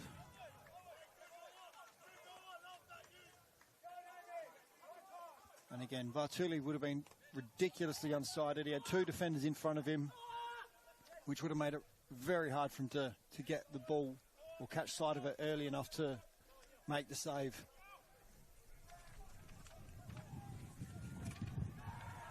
Right on the hour mark. That goal was for Hamish Gow, and they'll look for another here as that cross comes in, but There was no one really in the area apart from Satira. I could have possibly been on the end of that one. And this is where we'll probably see the likes of Metro really try and step it up now after scoring that goal. They'll probably try and start the pressure, really starting to pressure Adelaide United, put them under a lot more pressure and just keep attacking them. As Cam Woodford's here, crosses. The ball falls to Visser. Just being patient. And was waiting for the right time to strike, didn't find it in the end. And again, the clearance away. Battistella applying the pressure. All time, this is a fixture which is in favour of MetroStars. The 23, of course, this would be the 24th tonight, but of the 23 previous fixtures, 12 wins for Metro, 5 draws and 6 losses. And 50 goals scored across those matches to Adelaide United's 36. That's a fair number there. That's including their finals matches, of which there are 3, including last week, which, again, Adelaide United yet to win a finals game against MetroStars as well. First time they played each other in finals was back in 2018, which was a 1-0 win for Metro, a 93rd minute winner from Matt Dorber. Now of Adelaide City. Yep, and another player, now at a different club, Tim Henderson, sent off that day. As well, was their first ever finals fixture against each other 7 years ago now. And that other one coming in 2022, which was another 2-1 win here at TK Shutter. Christian Esposito against one of his favourite sides to score against, and Alessio Malisi as well. Giuseppe Bovolina getting that singular goal for Adelaide United that evening. Of course, the other one was the first leg last week, which we, of course, as we see on the scoreboard, know how that one went. As it stands, MetroStars in the grand final, and Windsor with the offside flag up against him. Yeah, again, Metro just happy to keep the ball, move it from side to side, look for that opening. They found it there, but Windsor just gone a little early and then was flagged offside. But Metro certainly tails up since that goal. Yeah, we were talking at the break how probably the main takeaway, I guess, from the first half was that Metro were the dominant of the two sides, but they just didn't have that finishing touch. Yeah, that's all it came down to. It was just that final quality on the touch on the shot, or just putting it goal bound, or just hooking their shot a little bit. That's all it came down to, was just the final quality with the final touch, just unable to get it in the back of the net. And this time, Gow did everything right. He hit it low, hit it hard, and it eventually snuck through 2 defenders and under the keeper, who, again, like I said, was late to seeing the shot. This would also be the period where you would imagine some substitutions are coming into the frame of things. Pandawan came on last week in the first leg around this time. Giorgio Parhas came on as well as a part of the double substitution, but of course he starting today in place of the injured in the warm-up, Vinko Stanisic. Again, said in the first half, 2 big losses at the back for United in Vinko Stanisic and Fezo Kusumovic over away on Joey's duty. They've done well enough at the moment, but they just need a bit more to keep these out and attack themselves, as that's a curling ball in from Hamish Gow. Shouts of a possible push in the box, but nothing given by Tom Brinkworth, as that one's cleared away right in front of assistant referee and Jaden Betterman. And we will see a sub, as we said, Fabian Grelli to come on for his 8th appearance of the season. Does have 2 goals in NPL reserves, so perhaps that spark they're looking to bring on from the benches. They bring off the, as I said, late replacement in Giorgio Parhas. Yeah, just some fresh legs in the middle of the park. As I said, Metro really bossed the midfield in the first half. So bringing on some fresh legs, and hopefully he can provide a little bit of a spark in the middle to partner alongside Ryan White and try and gain control in that midfield.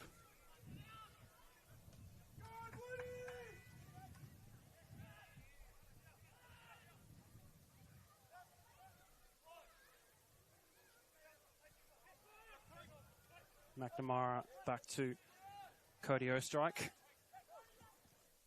who has 9 clean sheets, mark, including last week for this season, which is phenomenal to possibly, well, he won't reach it tonight, but almost reach double digits for clean sheets, which is probably a harder feat to do than, I guess, getting double digits in goals, Mark, if you'd agree. Look, I'm always going to agree because I was a goalkeeper, so... Battistella, his shot takes a deflection, but Ostrike able to judge it. Yeah, the thing is with that, like we said, they've been so stringent in defence. They've conceded the fewest goals, 9 clean sheets. Also goes to his back line as well, the fact that he's able to rely on those guys to prevent the shots and things like that. So, but he's had a cracking season. I mean, 9 clean sheets is just phenomenal. Of course, no Lachlan Barr a part of that back line tonight. Their mid-season recruit.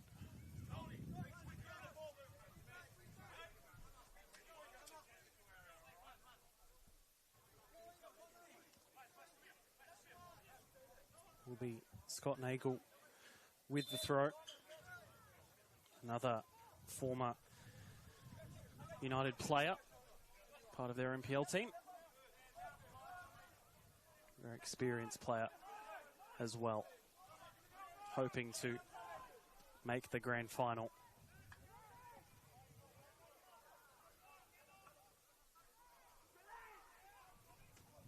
I hate to think how many he's been in. I wasn't going to bring it up. Oh, he's just been a stalwart, just a fantastic player. I mean, to be able to make so many finals, you've got to be doing the right things. Absolutely. Unfortunately, for the most part, though, just not on the winning side. No, but to the fact, like I said, you've got to be some top player to be able to make it so often. No foul there. They play on. And that comes in wide. Visser, one-on-one, saved by Vartuli. Might be able to use a second time. And that's quick feet from Max Vartuli, more than anything. Yeah, he just made himself as big as possible and was able to smother both shots. But great refereeing there from Brinkworth. There was a foul earlier in the play on Windsor. He allowed the play to continue just to see if there was an advantage. Satira took full advantage and away he went. And unfortunately for Metro, Vista just unable to make it count in that final touch of play. Touch on only reaching Nagel, and then Nagel's ball to Woodfin. Now with Hamish Gow, made his debut for Metro back in 2018 in a round 1 match against Campbelltown. And since then has been one of the best players in the NPL season upon season as the midfielder, and also Mike Cockerell medalist as a part of the Australia Cup in that campaign where they unfortunately just went out to Melbourne City in 2023. Yeah, still don't know how he hasn't been given an opportunity at A-League level. It baffles me that. He's been an absolute... just muscled away there. Standout player in the NPL year after year. On the flip side of that, I'm sure Metro are more than happy to still have him. Oh, I was going to say, that's the kick to it as well, is that Metro are certainly happy that he hasn't been given that opportunity because it means he stays with them.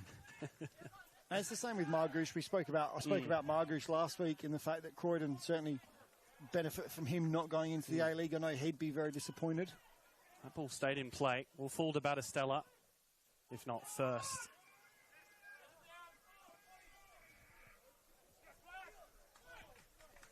And we want to keep as many good players as we can in the NPL. We do want to see them succeed. And as I said, Margouche, I know he was disappointed that he didn't have a chance to push for A-League again. But like I said, Croydon very happy to keep him after his heroics today in saving the final final penalty in that shootout. Yeah, what a signing. Daniel Margush.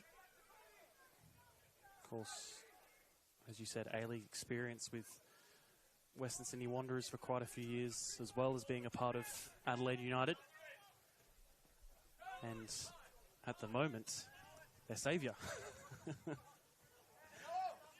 Crawford doesn't have it taken off of him by Windsor, but then Woodfin first to it from the poor touch. And Ryan White is out to the ground.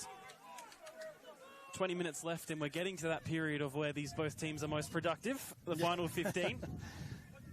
On both ends, I should say, conceding and scoring. But, and it just shows the game's gone that quick. It is end-to-end. Both teams are really fighting and pushing. That ball's given away. And it's unnecessary at this point in time. Ball through from Woodfin. Windsor just has it touched away from Satiri Phyllis. Yeah, and this is where we start to see some possible mistakes with the youth of Adelaide United. Is that, like I said, they don't have that experience of concentrating for a full 90 minutes. They are young. They're still learning the game.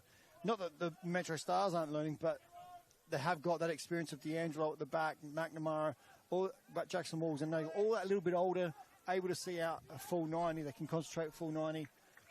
So, corner taken very quickly for the Reds.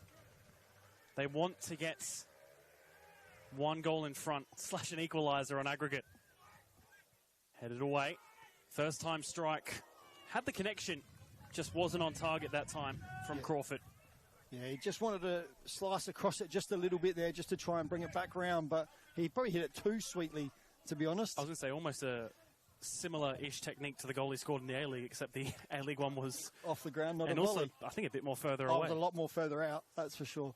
But no, the one the cracker he did score was with that left. That one there, he hit with the right, but he just wanted to probably just slice across it a little bit, just to allow for that whip to get round into that far post. But like I said, he caught it sweetly, but hit it too straight.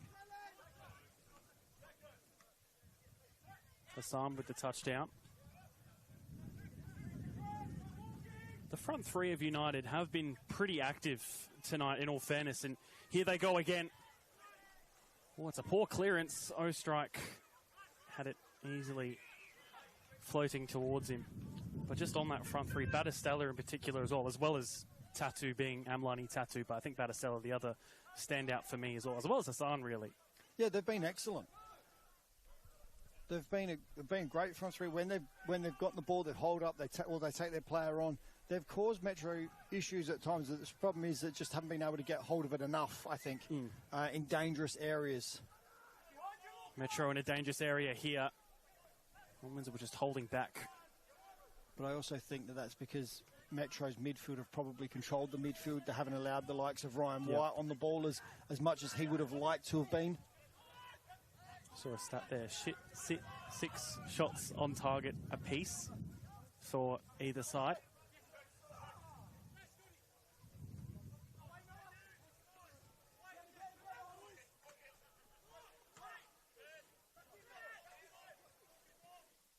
White winning the header against Woodfin. Now Windsor had the pressure on him. Vista playing the ball in front.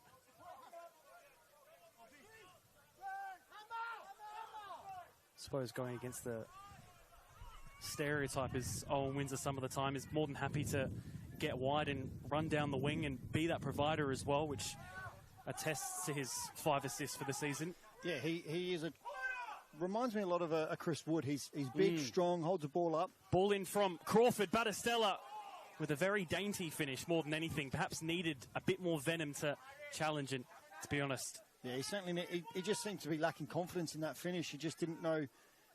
I don't think he realised how much time and space he had in the box there, and he just sort of pushed it towards goal, but it was actually going wide. If Ostrike left that, it would have probably gone wide. So, but good play there from United. But going back to Windsor, he reminds me a lot of Wood, who's happy to run the channels. Now that you said that, it is actually very good, because he's deceivingly fast as well. He's fast, he's big, he's strong, but he's happy to run the channels in behind the fullbacks and things like that. An ever willing runner for the team and things like that. So, like I said, great acquisition for Metro, really. He's just been outstanding. Give him a season and we'll start calling him the English Chris Wood.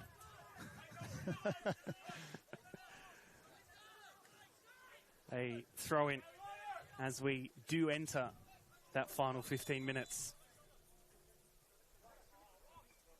of the two legs. Jake Porter to come on. And it's Owen Windsor to come off. Yeah, I think he picked up a knock in that last run down that channel. So not going to risk it as they've got the aggregate result at the moment. And when you can bring on the likes of Joel Porter, not Joel Porter, that's his old man. I was going to say, Joel Porter's already had a pretty good day today with the WNPL Grand Final. That's right, he did, yeah. Young Porter, when you can bring on a player that's got the talent that he's got, then why not give Windsor the chance to recover? Jake Porter probably hasn't had the starting minutes he wanted, has played 21 matches, only started 3 of them, has 3 goals since joining from Adelaide United, of course. Been mainly used as that substitute off the bench, and here he is now, Jake Porter. Oh, that's a good ball for Visser. Can he finish it? What an introduction. We were just talking about how he adds quality. He's come off the bench, he's got an assist to his name, and that was just a great run from Porter in behind. Cut back, beautiful little dink in between the 2 defenders, and Metro take the lead. In his first few touches, he provides. And in the last 15 minutes, MetroStars score. That puts them 3-1 up on aggregate, 2-1 on the night. With 15 minutes left, less than in fact. Is that almost game over? You'd have to think it would go close too. What an introduction. What a time to make the substitution. Danny Greystone just working his magic there. Making the sub when needed. And what a substitution it is. Talk about your ultimate impact player there. Because he's certainly not a sub, he's certainly an impact player. What can this young Adelaide United team do here? Of course, they are missing the likes of their top goal scorer this season in Brody Burkett, Joey Garuccio as well. Big outs for them towards the end of the season when they were scoring for fun. Brody Burkett in particular, a real standout probably from this campaign. Just unfortunate with injury, I believe, to not be playing.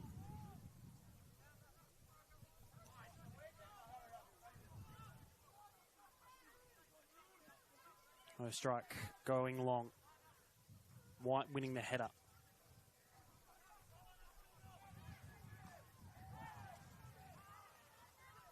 Adelaide United's finals campaign last year ended in extra time against the Mowbray Jets.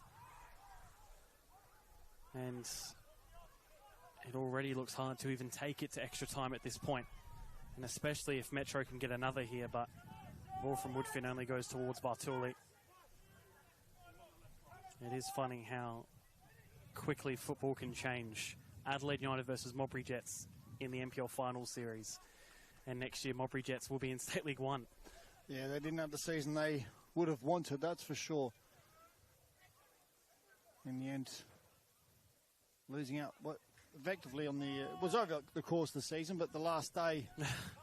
no thanks to MetroStars. No thanks to MetroStars on the last day, drawing with Para Hills in a 4-4 battle. Two arch rivals battling indirectly is the perfect ending, I think.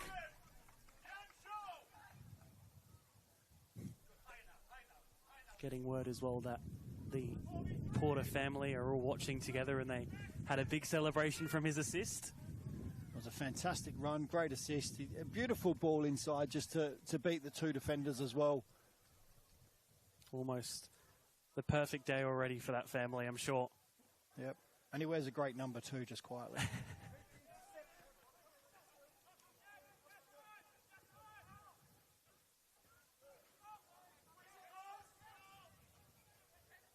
And actually, since that goal, Adelaide United they've changed their shape straight away.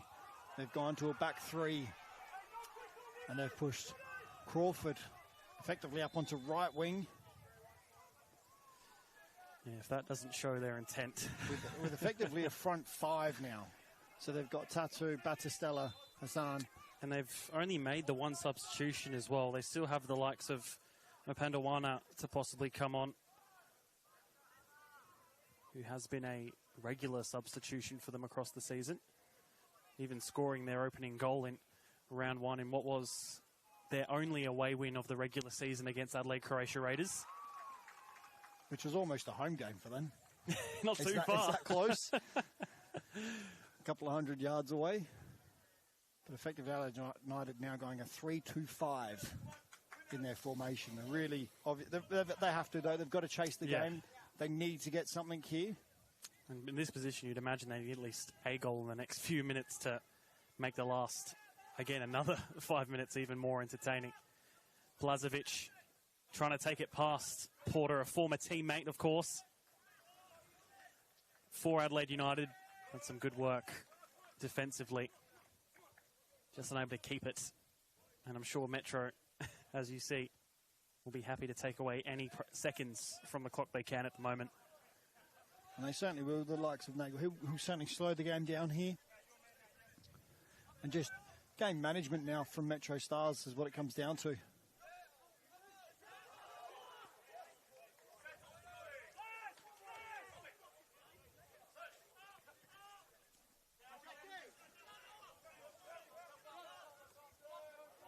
This comes off him for a Reds throw.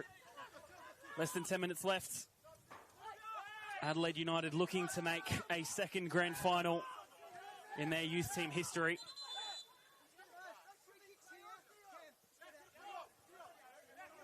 Metro looking for another consecutively, of course. Losing last year to Campbelltown. Sort of another hoodoo Metro have of the grand final, just unable to go past that final step sometimes. And of all years for MetroStars, you'd think this would be it. So many things have happened already. Even more on the horizon, the championship. Huge to look forward to. They won the Federation Cup, had a good run in the Australia Cup, have won the league title, and the grand final would put them in pretty good stead for their championship campaign. Oh, it certainly would. And as a club, they've had a great year as well. That's a good stretch ball wide. Sorry, Mark, as the Reds attack forward again. They need one soon. Able to take it past, looking for the cutback. Cleared away by McNamara.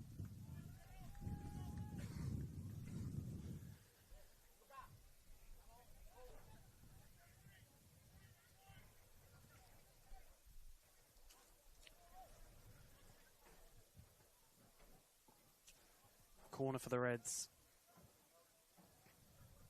Again, they need two to take it to at least extra time. Here's the corner in. Goes all the way across and will be chased down. Blazovic right up against it. The ball comes in. Gets taken away. Batistella was looking for the first time shot. Nicola needs to win the ball and does do so for his side. Another United throw. Yeah, the ball just not able to sit there for the Adelaide United player that was about to hit it at the top of the box, and Woodfin able to get the foot in, but just needed to come down and it just wouldn't sit. They are threatening to threaten at the moment, United, with this ball around the box. Quite a few, actually. Well, that's a poor touch. Takes it away from himself. Woodfin against one of his favourite opponents to score against. Puts it wide. Back into the centre. It's taken away. And a bit of time for Nicola to assess his options, but maybe a bit too much in the end as Nagel gets in the way. Here's Porter. Could he finish it off? Porter! The save from Vartuli off the left leg as it slowly rolls away. Some great play there from Metro, and as to be expected, United really trying to push, and they're going to leave gaps at the back, but they've got to make sure they're better with the ball. They're giving away the ball too easy at the moment, and it's allowing Metro into those opportunities. Nicola again with the ball over the top. Maybe a bit of miscommunication with that header forward. Really running out of time are the Reds to get something out of this. They haven't had the greatest of seasons, in all honesty. And even last week, week before, didn't really help themselves with those 2 red cards against Beograd. Yet somehow they just keep finding themselves in these positions. And that just shows a sign of a good side. The things are stacked against them and they still work. Jackson Fortunato to come on. It looks like Metro just trying to shore things up as they look to take off an attacking player in Woodfin. Just trying to shore things up for the last few minutes. Cameron Woodfin unable to add to his tally of 6 all-time against the Reds. But Jackson Fortunato, been at this club since 2009, will come on for these final moments in hoping to finish off the match and qualify for another grand final. Another great performance from Woodfin. Again, it's the midfield that has really won it for Metro. Or when I say won it, they've been the driving force for Metro tonight. Is that midfield 3 being able to control the midfield allows them to control the game, and I think they've had the... Tom Brinkworth just saying... laying down the law. Yes. And to be fair, he's doing the right thing there. They are trying to obviously slow the game down as much as they can.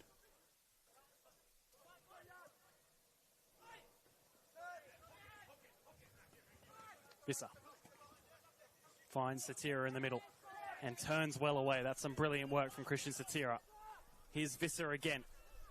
Gets past 2. Nicola still trying to battle for it. Here's Porter. The save from Vartuli just takes it past the post. And another corner. Great combination play there again from Metro. Playing themselves out of trouble. Satira with the turn just to get away from 2 players and open everything up. Just beautiful play there from Metro again. And Porter, since coming on, has been an absolute game changer. Absolutely. Yeah, he's been fantastic. He's willing to run at them. He's been willing to run behind. And he's getting the ball in some dangerous positions. And Vartuli doing just enough on that occasion to push it around the post. Corner goes short to Gow. Now back out to Chittadini. Goes right across the byline, looking for the cutback towards Noah McNamara, who was on the penalty spot. Well played there by Adelaide United as well. It's to play themselves out of trouble. Here's Amlani Tatu against Scott Nagel. Nagel will win the ball in clear, out of bounds. Inching towards additional time mark. It's looking almost, and I say almost impossible now for the Reds. It's certainly a mountain for them to climb. And like I said, Metro have got the experience to be able to slow the game down. Again, trying to turn. They are determined still, this young Adelaide United side, as they do have a player down behind play in Luka Blazovici. Just getting to his feet now. And will have to play the ball immediately. Probably not what he wanted.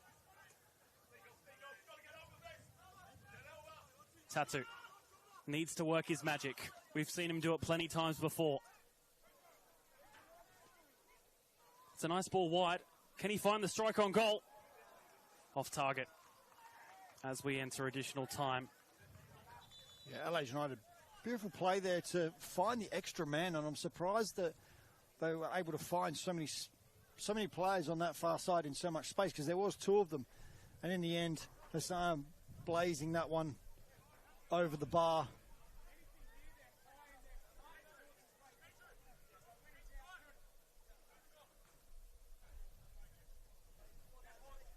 As Ostrike does take his time, but he's still rushed along by Tom, but he's done enough to As long as he takes this kick quickly, he's done enough to slow the time down, but also be quick enough that he's not going to get in trouble. The art of being a goalkeeper. Oh, yeah. And like I said, this Plenty is what I was saying earlier, is he plays above his age. He plays his experience, he plays beyond his years. Joined from Lions FC. 21 now. And immediately making an impact for this MetroStars team. Again, after Isaac Carmody being in net for a number of years. Yep. And that's the thing, Metro have always had good goalkeepers, always able to attract those good goalkeepers. I mean, before that, they've one of the players that have probably played one of the most amount of games in Dan Godley it's not a bad list. For a number of years. So, yeah, they've always been blessed with goalkeepers, that's for sure. And he's just adding his name to that list and doing a fantastic job of it as well. Ball stuck in that corner. Will be a foul. But we're very much looking at the prospects of a MetroStars versus Croydon FC grand final next week. We certainly are, which we played on Friday night in the NPLSA, presented by ServiceFM at ServiceFM.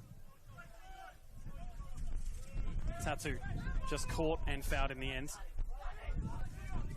Not being let to take the free kick quickly.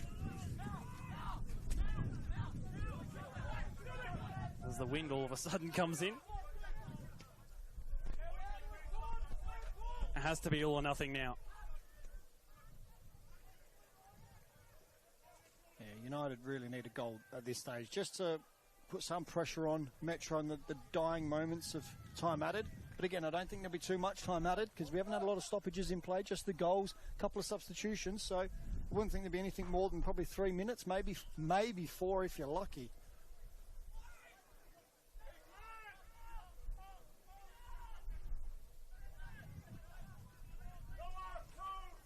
Ball doesn't find its way through. Back with Jake Porter. And now Gow. Finding the ball wide. Chittadini just bossing his way through. Has to go against Hassan, who's doing his defensive work. And keeps it all the way until he's fouled. And just beautifully done by Chittadini there. And there is a little bit of asters. I think Chittadini threw the ball. He did. Into, I think it was Mohamed Hassan. No, I think it was Battistella as he walked away. But again, it's no flare-ups until this point. Chittadini's just not happy with how that went down. But I also think that's a bit of a tactic there just to slow the game down again as well. Clever from Chittadini. He managed to draw in, I think, 5 Adelaide United players there. Yeah, it was and quite eventually incredible. Drew the foul.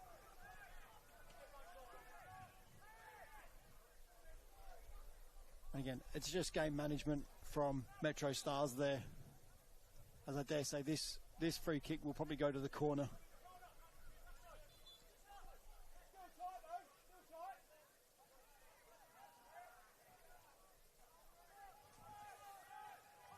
Into nearly the 5th minute of additional time now. It is, I think, maybe safe to say, all but done. Yeah, I mean, they've got 2 goals just to get to extra time. And like I said, we can't have too much more time added. Plazovic. Still with a bit of hope. Tatu. Up against Nagel. Tatu. Still with it. And Nagel just trying to block him out. Put away by Fortunato only towards the wide of Tatu. Unable to get it past, but wins a corner very late on in this tie. Be interesting to see as they need a goal if Fatuli makes his way into the box for this. Doesn't look like it because he is tall timber. Could just be enough to cause trouble, but doesn't look like he's going to go. Don't have the stat, but I would be pretty confident saying he probably hasn't scored a goal before. Oh, it's there at the back post. Straight out. And straight into the grand final. Go MetroStars. A dominant season. It's a climax next week against Croydon FC. 2-1 on the night, 3-1 on aggregate. And thoroughly deserved. thought Metro were the better side over the course of 90. They won the game last week. I didn't get to see much of last week's game, but over the course of the 2 games, you'd have to say Metro the better side. And now they're off to, as they say, the big dance next week on Friday night at ServiceFM in the RAA MPLSA. The goals from Hamish Gow and Thomas Visser, enough to get them through. Amlani Tatu did create drama at the start of the match, but his magic wasn't enough in the end to get his side through to a second ever grand final. Instead, it is the first place MetroStars who will go forward once again. There's your stats on screen. 26 shots to MetroStars to Adelaide United 16. 10-7 on target in favour of the home side as well. They were dominant tonight. First half, they were perhaps just caught tracking back sometimes with that first goal, but second half came to life, and I'll be honest, Jake Porter really was the one to give them that opportunity. Yeah, look, they thoroughly deserved it. They were the far better side, but that substitution at that time, Windsor taking the knock, allowing Porter to come on, was just the spark that Metro needed. He ended up delivering on the assist for that second goal, and a great time to bring him on and let him do his stuff against his former employee. A great night, a great day, full of football, plenty of drama, and it concludes here at TK Shutter Reserve, and will conclude in its entirety next weekend across all 3 levels: MPL, State League 1, State League 2, State League 2, Atletico versus Modbury Vista, State League 1, West Adelaide versus Sturt, and of course we now know MetroStars versus Croydon FC. Cannot wait for next weekend. Mark Talbot, been a pleasure to have you alongside me once again. First time in a while, but always enjoy it. First time since the GF last year. It's been fun, and thanks for having me. Absolutely. I've been Sabu Neal. Been a pleasure having your company once again. Full-time score here at TK Shutter Reserve. MetroStars 2, Adelaide United 1. But on aggregate, MetroStars 3, Adelaide United 1. And MetroStars through to the grand final once again.